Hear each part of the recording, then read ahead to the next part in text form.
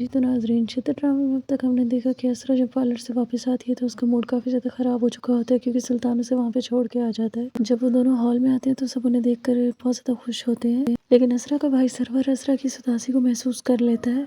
उसके बाद जब वो असरा से उसकी उदासी की वजह पूछता है तो सुल्तान की अम्मी कहती है कि ये आप लोगों को बहुत ज़्यादा मिस कर रही है, इसलिए थोड़ा सा उदास हो गई है। उसके बाद सब वहाँ पे फैमिली फ़ोटो खिंचवाते हैं और उसके बाद असरा जो है वो अपने भाई के साथ आ जाती है।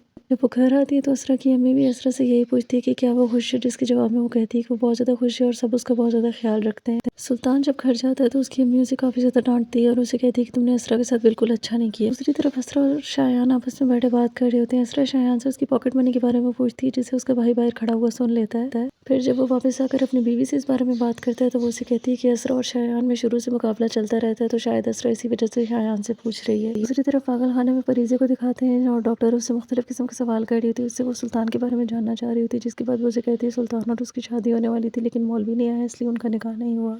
अगले दिन असरा सुल्तान को मैसेज करती है कि सुल्तान ने उसकी खैरियत भी मालूम करने के लिए उससे कोई कांटेक्ट नहीं किया। उसके बाद असरा की भाभी असरा से बातों में जानने की कोशिश करती है कि क्या सुल्तान असरा की ज़रूरियात का ख्याल रखता है। असरा का भाई सरवर असरा को एक सरप्राइज़ गिफ्ट देता है और जब वो खोलती है तो उसके अंदर एक क्रेडिट कार्ड होता है असरा के लिए।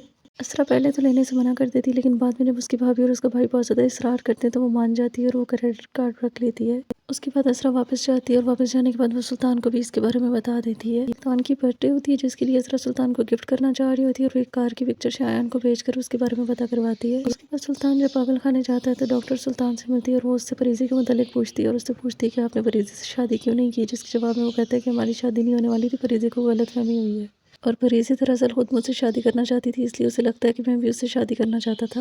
उसके बाद सुल्तान परीजी के पास जाता है और उससे कहता है कि उसने शादी कर ली है। इसके बाद परीजी सुल्तान को गिरेबान से पकड़ लेती है। असरा जो कि अब तक परीजी के मामले से अनजान है और सुल्तान के अजीब से बिहेवियर की उसे समझ में नहीं आ रही, तो क्या होगा जब असरा को परीजी के बारे में पता चलेगा, ये हमें देखने को मिलेगा इस ड्रामे की आने वाली एपिसोड्स में। तो देखते रहिए ड्रामा सीरियल शिद्दत, और मज़ीद अपडेट्स के लिए मेरे चैनल को लाइक एंड सब्सक्राइब ज़रूर करें। अल्लाह हाफिज़।